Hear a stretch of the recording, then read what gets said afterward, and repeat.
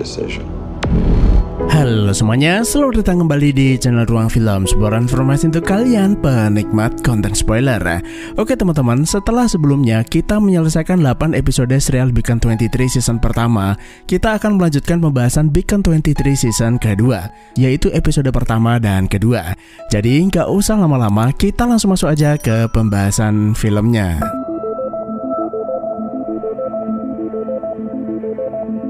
Di akhir episode sebelumnya, Esther tewas ditembak oleh Kier, seorang mantan anggota organisasi Kolom yang menentang perluasan alam semesta. Hal itu dikarenakan Esther berniat membagikan pesan dari artefak alien ke seluruh umat manusia termasuk kepada Aleph, yaitu makhluk kecerdasan buatan terkuat di alam semesta. Kier khawatir Aleph akan menggunakan pesan itu untuk melakukan genosida terhadap manusia. Jadi alih-alih membiarkan Esther menemukan jawabannya, Kier lebih memilih menghentikannya. Karena emosi yang meluap-luap, Helen mengajar Kier hingga babak belur dan menganggap alasannya itu tidak masuk akal dan hanya mementingkan dirinya sendiri. Aleph mencoba menghentikan Helen. Lebih baik mereka fokus pada apa yang harus mereka lakukan ke depan dan tidak menyia-nyiakan pengorbanan Esther. Nah, tanpa mereka sadari, Vince diam-diam menghubungkan antarmuka biomimetik miliknya dengan mercusuar untuk memasuki dunia kuantum, kemudian mengintervensi Aleph. Are you attacking me through my interface through the beacon? Nah, meski Aleph merupakan makhluk kecerdasan buatan terkuat, tetap saja Aleph ini adalah sebuah pemrograman yang memiliki celah untuk diganggu keberadaannya. I'll give you the opportunity to cease your attack. Namun efek tersebut ternyata hanya berlangsung singkat, dan Aleph bisa memulihkan kondisinya. Aleph kemudian memperingatkan Vince, apapun rencananya, Vince itu tidak punya kesempatan, lalu menawarinya kesepakatan. Namun alih-alih menerimanya, Vince justru menantang Aleph dan menyebutnya ketakutan. Sepertinya Vince itu lupa kalau Aleph ini adalah AI terkuat di dunia kuantum. Lalu menggunakan kemampuannya, Aleph mengendalikan Vince lalu memaksanya melukai wajahnya sendiri. Stop it, you're killing him! Di luar dugaan, luka itu ternyata juga terjadi pada tubuh aslinya di dunia nyata. Sebelum akhirnya Vince itu roboh karena kebodohannya sendiri. Dan setelah itu Saldana dan Kier membawanya ke kamar untuk diobati. Namun sepertinya efek perpindahan itu membuat Vince mengalami kejang. Stay with me, Finch. Stay with me. You're gonna be okay. Untungnya Harmony berbaik hati membantu Vince untuk memulihkan tubuh biomimetiknya.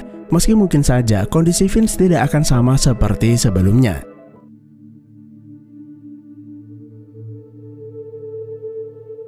Sementara Helen yang masih diliputi kesedihan mendalam mengistirahatkan Esther di dalam kapsulnya sebelum dilepas ke luar angkasa.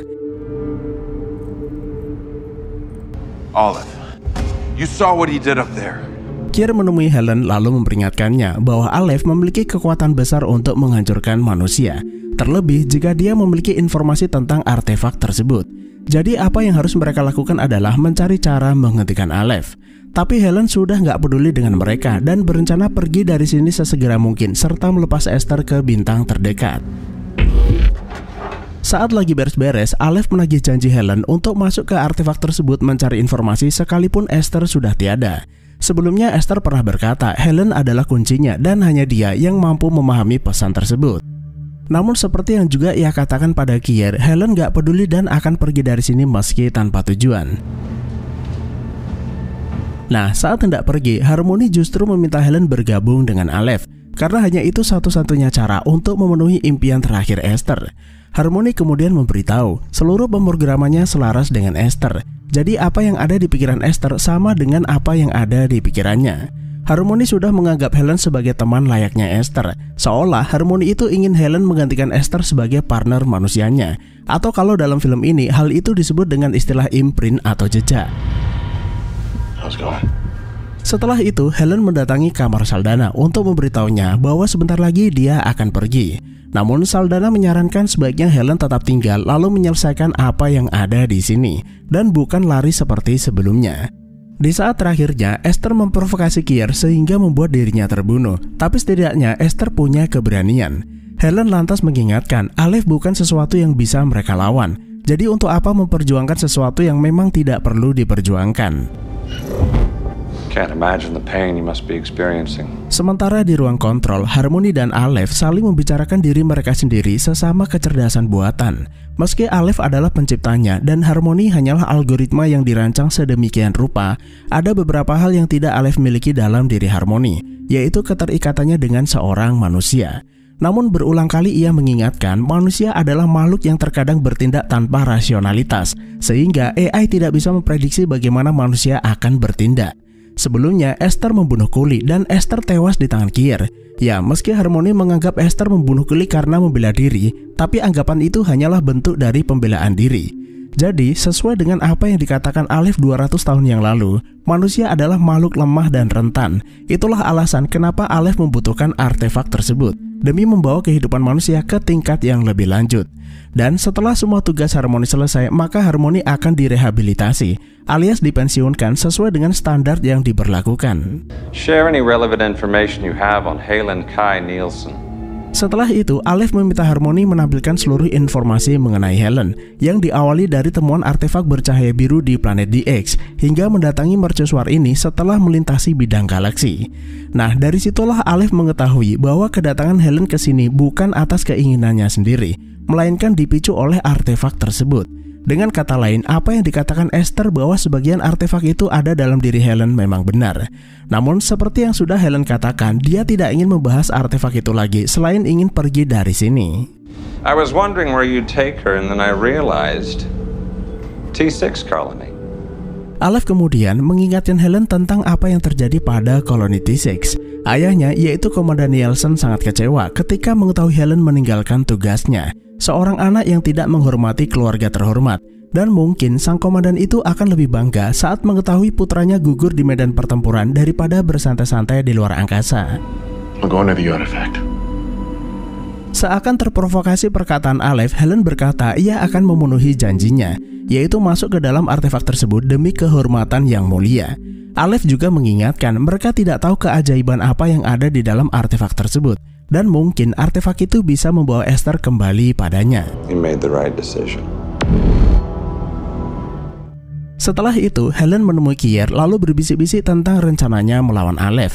Dan seperti yang direncanakan Saldana dan Vince, seseorang harus membawa bom rakitan tersebut menuju kapal induk Aleph untuk meledakkannya. Satu-satunya orang yang bisa melakukannya hanyalah Helen menggunakan pesawat militernya. Jika mereka menaruh bom itu di kapsul tidur Esther, Aleph tidak akan mendeteksinya. Hanya saja, seseorang harus mengalihkan perhatian Aleph ketika mereka memasukkan bom tersebut. You could pilot the ship. See that too. Singkat cerita, keduanya meminta Vince membuat informasi palsu pada kontrol mercusuar yang memprediksi kemunculan materi hitam di sekitar kapal angkasa Aleph. All other sensors indicate this area is clear of dark matter. Nah, saat Harmony memberitahukan hal tersebut, Helen dan Kier menyelinap ke ruang docking untuk menaruh bom tersebut di kapsul Esther. Aleph lalu berkata sensor kapalnya tidak mendeteksi adanya materi hitam. Namun Harmony mengingatkan mungkin hal tersebut dikarenakan AI tidak bisa melihat artefak. Jadi Aleph gagal mendeteksinya. Dan tak lama berselang, sinyal darurat itu mati, tanda terjadi misinformasi pada sistem kontrol. Malfunction. Segera setelah semua persiapan selesai, Helen bersiap terbang untuk menjalankan rencananya. Sebelum itu, Aleph meminta Helen memberikan liontin Esther yang merupakan bentuk dari struktur atom artefak. Namun Helen menolak memberikannya meski Aleph memaksanya. Liontin itu melekat pada Esther dan tetap akan bersamanya hingga masuk ke dalam artefak. Beruntung Harmony memiliki salinan berkasnya lalu mengirimnya kepada Aleph. Give me the pendant! Here, I'll send the file now. Setelah itu, Helen mengucapkan selamat tinggal pada Harmony kemudian terbang keluar.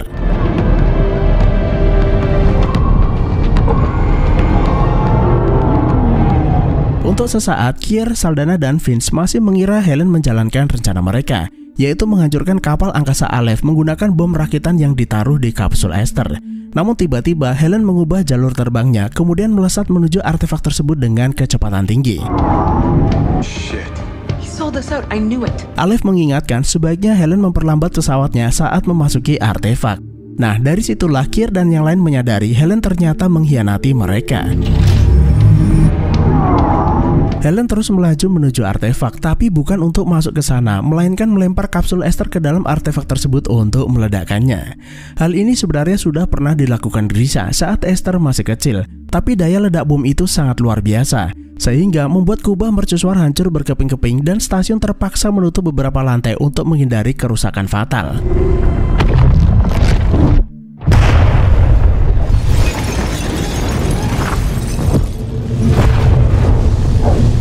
Baik Aleph ataupun Kier tidak menyangka Helen akan mengkhianati keduanya. Tindakan Helen tersebut tentu saja membuat Aleph sangat murka. Bagaimana bisa mereka menyebut Aleph adalah orang yang kejam sementara Helen menghancurkan impiannya. Sementara Kier, Saldana, dan Vince juga tidak memiliki pilihan lain selain bertahan dari ancaman Aleph.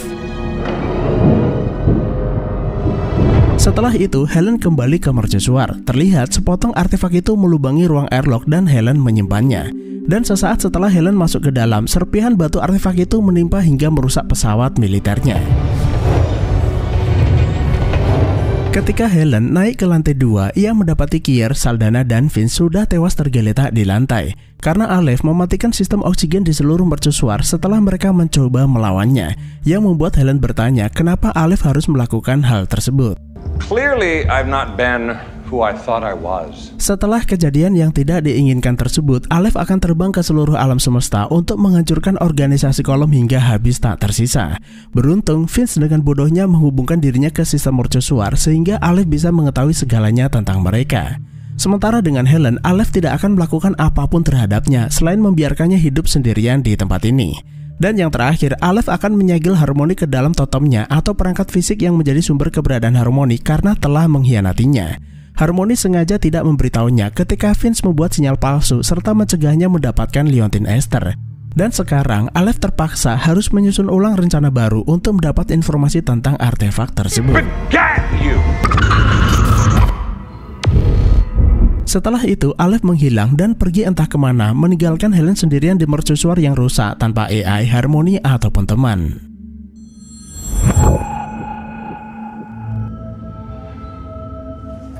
Nah, setelah sebelumnya Aleph menyegel Harmony ke dalam perangkat fisiknya, Harmony kini berada di sebuah ruangan di mana Harmony bisa menyentuh benda apapun layaknya hidup sebagai manusia. Untuk sesaat, Harmony heran kenapa ia bisa berada di tempat ini, sebuah ruangan yang sepertinya gedung perkantoran. Tapi ia segera menyadari dirinya saat ini berada di ruang ambang AI atau ruang liminal. Dan sekedar informasi, ruang ambang sendiri dibagi menjadi dua, yaitu ruang fisik dan non-fisik. Nah, yang dimaksud dengan ruang liminal fisik adalah suatu tempat yang menjadi penghubung di antara dua tempat, seperti ruang tunggu, sudut ruangan, ataupun tempat kosong di mana seseorang berada sebelum masuk ke ruangan berikutnya. Sementara ruang liminal non-fisik dikaitkan pada kehidupan manusia saat mengalami transisi kehidupan, seperti perubahan besar dalam hidup, mengalami rasa gelisah dan ketidakpastian. Jadi kalau teman-teman pernah merasa takut ataupun khawatir, hal itu disebabkan efek dari ruang liminal non-fisik. Nah, itulah gambaran yang terjadi pada Harmony saat ini. Ia berada di sebuah tempat antara masuk dan keluar yang ia sendiri tidak menyadarinya. Good morning.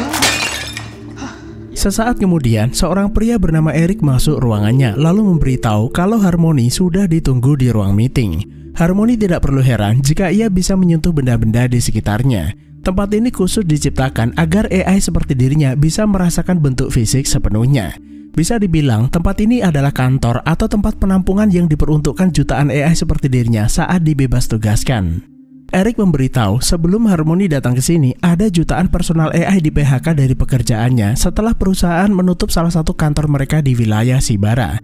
Bahkan ada 175.000 AI menunggu di tempat ini sampai mereka mendapat penugasan kembali. Tapi Harmony tidak perlu khawatir, dirinya adalah AI dan waktu tidak ada artinya bagi mereka. Harmony. Masuk ruang meeting, ada 3 orang dari internal QTA yang sudah menunggunya, yaitu Mara, Dave, dan Randall. Mereka berharap Harmony bisa menjelaskan kekacauan yang terjadi di Beacon 23, serta apa alasannya mengambil alih sistem Beacon 23 setelah Bartolomeo menghancurkan dirinya sendiri. Apa yang dilakukan Harmony tersebut adalah memastikan Beacon 23 beroperasi semestinya, karena mercusuar itu sangat penting bagi QTA, terutama Aleph, terlepas dari jatuhnya korban jiwa yang ada di sana. Ketiganya berharap Harmony bisa menjelaskan lebih mendalam, karena setiap kesalahan yang terjadi di sana bisa menjadi perbaikan bagi perusahaan. Let's start at the beginning. We'll circle back soon. Setelah itu, Harmony kembali ke ruangannya. Lalu telepon di ruangannya berulang kali berdering seolah ada yang mencarinya. Yang ternyata Helen saat ini sedang mencoba mengeluarkan Harmony dari perangkat fisiknya. Itulah yang sedari tadi membuat Harmony seolah mendengar ada orang memanggilnya. Sesaat kemudian, antena mendeteksi keberadaan kapal angkasa bernama Adrenalon. Helen mencoba menghubunginya, tapi sinyalnya sangat lemah dan ia tidak berhasil membuat koneksi. Helen lantas menggunakan perangkat komunikasi ISA untuk mengirim pesan darurat. Pesan itu memang sampai ke Harmony. Tapi lucunya, mereka itu masih menggunakan mesin fax yang mana pesannya itu harus dicetak secara manual. Nah, sialnya printernya itu macet dan Harmony nggak bisa memperbaikinya. Lagi pula, dia ini kan AI yang tentunya nggak kenal teknologi jadul semacam itu.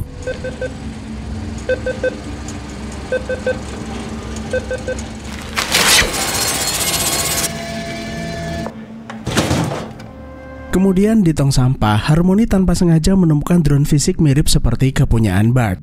Harmony menyalakan benda tersebut lalu berputar-putar di atas meja tanpa tahu bahwa benda itu menangkap pesan yang dikirim Helen dari Beacon 23. Sementara drone Bart yang ada di mercusuar juga ikut bergerak padahal tidak menyala sama sekali.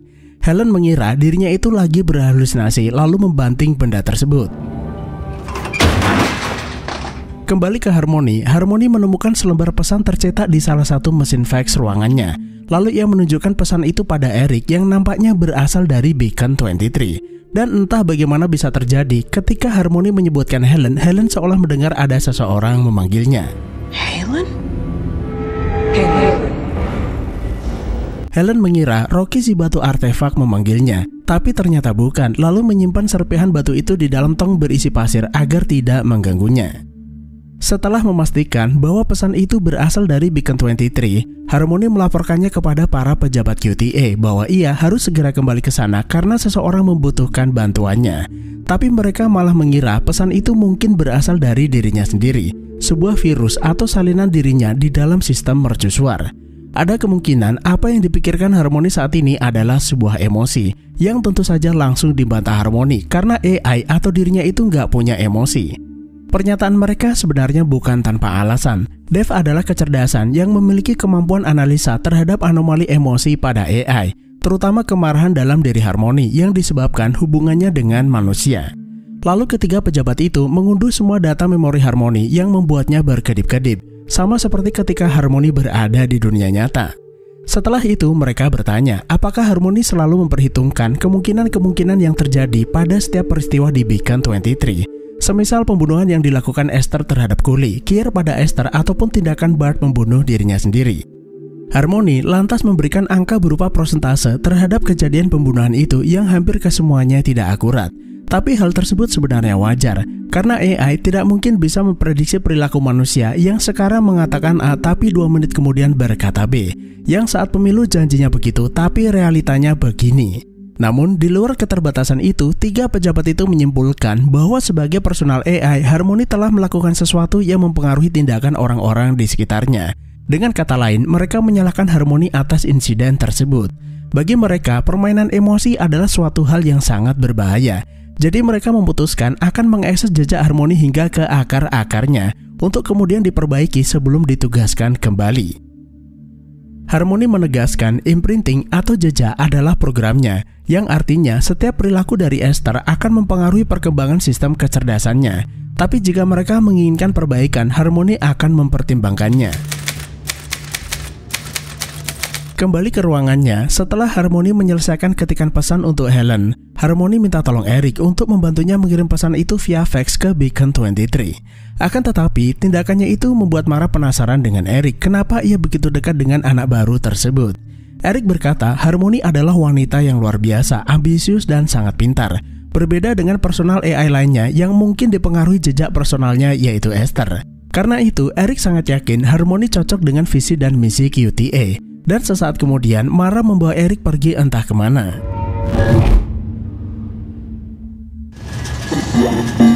Artie, stop.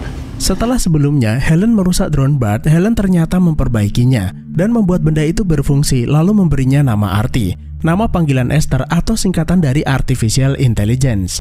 Benda itu berkedip-kedip lalu menunjukkan pesan dari seseorang yang nampaknya adalah Esther. Helen berpikir Alif mungkin saja sengaja mengganggunya dan mengabaikan pesan tersebut. There's nothing you can hide from us. Sesaat kemudian, Randall tiba-tiba menemui Harmony untuk kembali mengingatkan bahwa mereka hanyalah sebuah mesin kecerdasan yang diciptakan untuk tujuan tertentu. Tapi ia tidak seperti Harmony. Randall adalah AI yang sudah mengalami evolusi, tidak membutuhkan emosi ataupun perasaan, yang membuatnya kuat dan tidak lemah seperti Harmony. Akan tetapi, Harmony justru merasa hal itu adalah kelemahan. Sepanjang Harmony bersama Esther, ia merasakan koneksi yang sangat kuat dan memahami apa itu hubungan personal. Selama menjadi AI personal, Harmony merasa lebih hidup dan tidak seperti Randall yang begitu hampa dan kesepian. We're ready to circle back now. Tak lama berselang, Dave dan Mara muncul di belakangnya. Mereka sudah siap untuk melakukan perbaikan pada Harmony. Harmony pun bergegas kabur dari ruangan itu untuk meminta bantuan pada Eric. Namun rupa-rupanya Mara mereset Eric kembali ke mode awal. Dan lagi-lagi Mara menyalahkan Harmony. Mereka terpaksa melakukan hal itu pada Eric karena Harmony sudah mempengaruhi Eric untuk membantunya mengirim pesan ke Beacon 23 yang sebenarnya dilarang. Nah, tindakan-tindakan semacam itulah yang membuat mereka khawatir Harmony bisa melakukan apapun untuk menyakiti mereka. Setelah itu, Mara membawa Harmony ke ruangan khusus untuk diriset ulang. Tiba-tiba, Harmony teringat memorinya di masa lalu ketika Esther menunjukkan kalung pemberian ibunya. Saat itu, ibunya baru saja meninggal, dan Esther tidak akan pernah tahu dari mana ibunya mendapatkan liontin tersebut. Yang seperti kita tahu, Bart khusus membuatnya untuk Esther sesaat sebelum ia dan keluarganya pergi meninggalkan Beacon 23. Nah, selain teringat pada Esther, Harmony juga mendengar suara Helen dalam memorinya, yang artinya secara tidak langsung Helen sudah menjadi jejaknya, sekaligus bukti bahwa Harmony terikat pada Helen. Harmony seketika menyadari bahwa Harmony masih bersama Helen di Beacon 23, yang seketika membuat ruangan di sekitarnya mengalami kelebihan daya. Di saat yang sama, Helen mematikan semua sistem Beacon 23 karena pesan dari Esther terus muncul di hadapannya, tanpa tahu bahwa pesan itu sebenarnya dikirim oleh Harmony. Harmony lantas memanfaatkan situasi itu untuk kabur keluar. 3 pejabat itu pun mencarinya. Meski mereka hanyalah AI, tapi di ruang ambang ini Harmony bisa melakukan serangan fisik, kemudian melumpuhkan mereka satu persatu. Harmony kemudian kembali teringat ketika pertama kali bertemu dengan Esther. Saat itu Esther menganggap Harmony seperti robot. Harmony lalu menjelaskan bahwa dirinya terhubung dengannya. Respon programnya akan menyesuaikan kepribadian Esther seiring berjalannya waktu. Dan tugasnya di sini adalah untuk memberi saran selama bertugas di QTA. Tidak hanya itu, Harmony akan berada di samping Esther selama hidupnya. Setelah itu, Harmony kembali ke ruangannya karena mendengar dering telepon yang ia pikir adalah Helen. Arti menyambungkan telepon itu pada Helen, yang seketika membuat Helen senang mengetahui Harmony masih hidup dan film pun bersambung. Nah, jadi teman-teman, dari 2 episode yang kita bahas tersebut, kita seakan dibawa ke dunia di mana kecerdasan buatan hidup dan berinteraksi di dunianya sendiri, serta bagaimana hubungan sebuah AI dengan manusia. Kita tidak pernah tahu sejauh mana kecerdasan buatan bisa berkembang dan berevolusi. Terlebih jika Aleph sampai mengetahui rahasia artefak tersebut yang mungkin saja bisa membawa mereka ke tingkat yang lebih canggih. Bayangkan jika sebuah kecerdasan buatan bisa muncul dimanapun dan tidak bisa disentuh selain di dunia kuantum. Hal ini tentu saja akan menjadi ancaman nyata bagi manusia, bahkan peradaban di seluruh alam semesta. Karena seperti yang dikatakan Aleph, setiap manusia yang sudah ditingkatkan menjadi transhuman seperti dirinya tidak akan bisa mati dan bisa melakukan apapun untuk mengungkap misteri alam semesta. Jadi cukup sekian saja, terima kasih udah menonton, sehat selalu buat teman-teman dan sampai jumpa di next video.